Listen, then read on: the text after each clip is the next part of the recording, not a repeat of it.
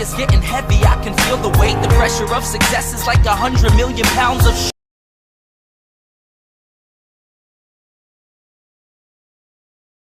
Boom! Hey guys, welcome back to the Fit Life Over 40 channel. I'm Roosevelt. If you are a new subscriber here, welcome. If you are an existing subscriber, welcome back. Today's video, we're going to talk about 5 tips that you can use to construct your fat loss diet. The 5 things that you should think about before you even set foot into the diet, before you even start. So let's get right into the video.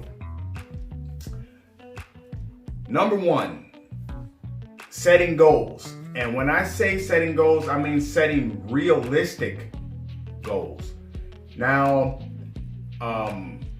this goal, in my opinion, should be looked at in a way from, okay, I'm this weight and I want to drop down to this weight.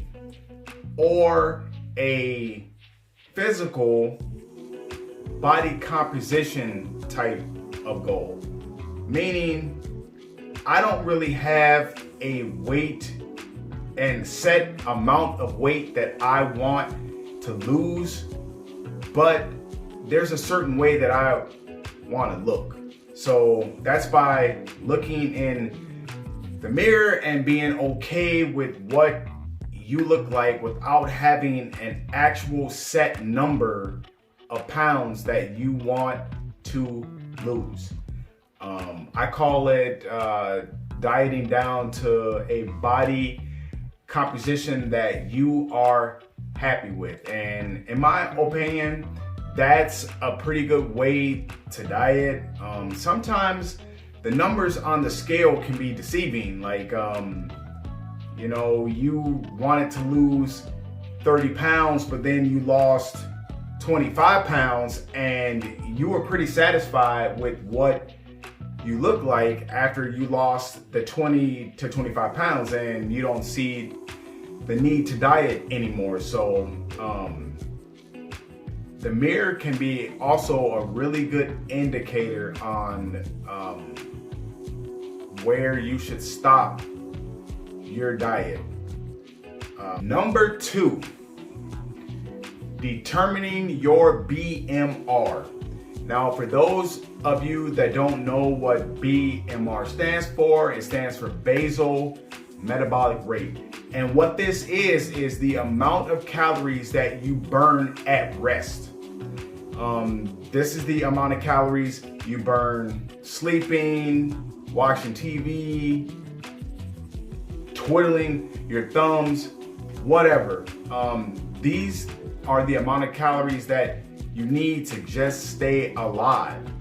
So there's a lot of different tools out there.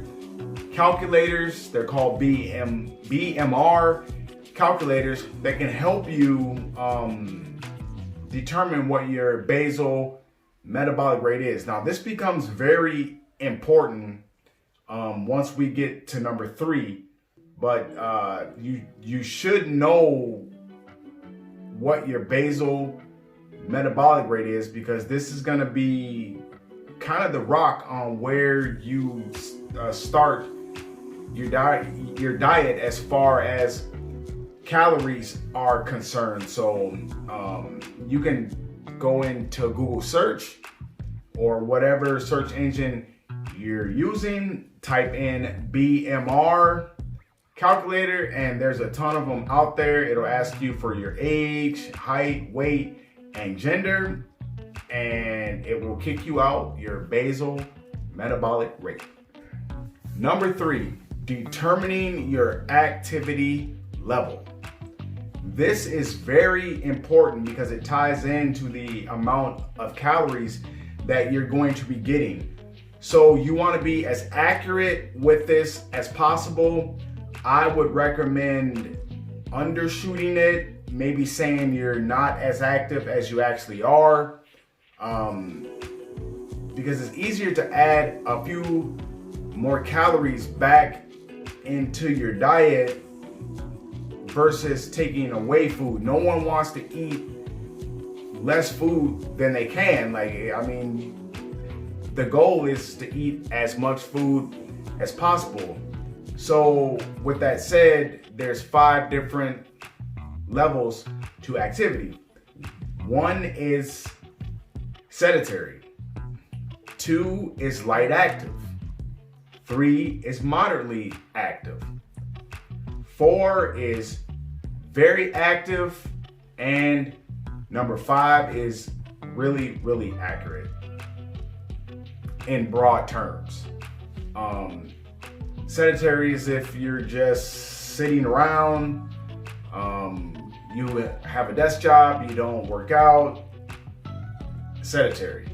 2 is light active, where you work out maybe once a week, but you still have a sedentary job. You may go for a walk or something once or twice a week. That's light active. 3 is where you're moderately active, where you don't have a sedentary job. Maybe you're a mail carrier. You work out 3 to 5 days a week. That's pretty moderate. 4 is if you have you're a construction worker. You work out 5 to 6 days a week. And you play pickup basketball on Thursday nights. That's pretty active. And number 5 is where you're really, really active, where you're working out 7 days a week. You're a construction worker. The only time you sit down is when it's time to go to bed. You even eat your meals while standing, whatever. So I like to appropriate the calories based on that. So for sedentary, I like to take my lean body mass or my BMR and I times it by 1.2. For light active is 1.3. For moderate active is 1.5. For very active is 1.7. And for the really extreme people, it's 1.9 to 2.1. Those are the numbers that I like to use. And then I do a macronutrient breakdown from there. Number 4 is determining your calorie deficit. Now, the general common practice is 500 calorie deficit. So if to maintain your body weight takes you 2,000 calories, as an example, to start your diet, you would start at 1,500 calories. Now, a 500 calorie deficit times 7 is 3,500 calories a week. There's 3,500 calories in 1 pound. So just off the diet alone, you should lose 1 pound per week, every week, off the diet alone. Taking into consideration that you put in the right activity level and you're using the correct BMR. You should lose 1 pound a week doing nothing. In order to speed that up, you can increase your activity level by going for walks and cardio. If you work out, you'll generally lose a little more, but anywhere from 1 to 2 pounds a week is pretty safe. Any more than that, you get into maybe risking losing some lean tissue, depending on how much lean tissue you have, how much muscle you've built. Keep this in mind. There's a difference between losing weight and getting lean. Yes, the numbers on the scale go down the same, but the methods of going about it, 2 totally different things. You can just lose weight and still look pretty good, but not keep any muscle you built, if you built any during the time when you were bulking or working out or whatever. To keep that muscle requires a different kind of macronutrient breakdown. Number 5, determining your macros. Now, for those of you that don't know what macros are, it's a breakdown of carbohydrates, fats, and proteins that make up your total calories. So, for instance, on a cutting fat loss diet, getting lean, I like a 40-40-20 split. So that's 40% of my calories come from carbs, 40% of my calories come from protein, and the other 20% come from fat. If you're bodybuilding or you're trying to preserve muscle, especially in a calorie deficit, protein becomes very important. Now, they say you could use 1.8 to 1 gram, or 0.8 to 1 gram per pound of body weight on a bulk, or to maintain, it should be slightly higher when you're in a calorie deficit. And I believe that. You're losing weight, you're losing overall mass. You don't want any of that mass to be any of the muscle you built during your working out phase, when you were training hard and you were eating good, and now it's time to get that fat off. You want to keep as much muscle as possible. I believe protein should be high. The recommendation is 1.5 grams per pound of body weight or per pound of lean mass. I believe that to be true. The protein helps you keep your lean tissue, your nails, your bones. It helps you preserve. You want to preserve as much lean mass as possible, so protein should be high. What I like to do is take my calories and I times it by 0.3 to get my fats. I do 1.5 grams per pound of body weight out of those calories for my protein, and the rest of the calories I convert to carbs.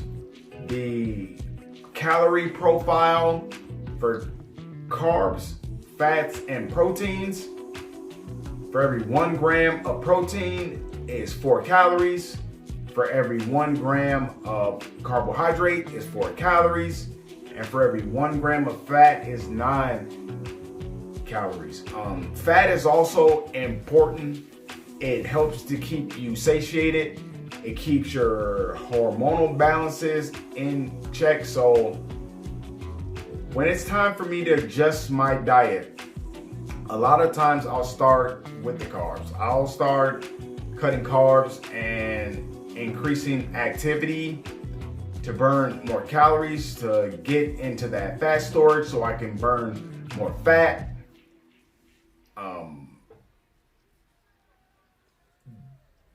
But those are the 5 things. If there's anything that you want me to dive a little deeper into, because this subject can be so broad, there's so many ways to go about doing it. If there's anything that you don't understand, leave a comment below and I'll make a video on it. I'm trying to keep this video short and as basic as possible, but these are the 5 things that you can do before you start your diet.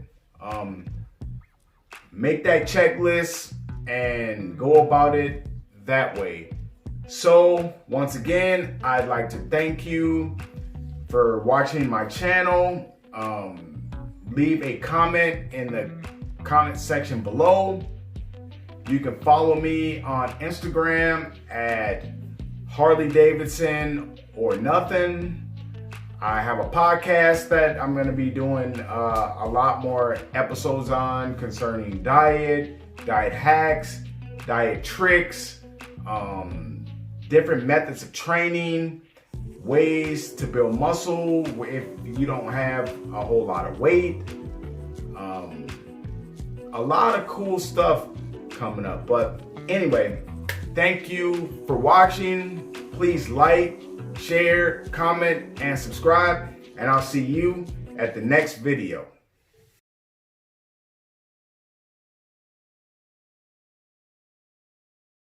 It's getting heavy, I can feel the weight. The pressure of success is like 100 million pounds of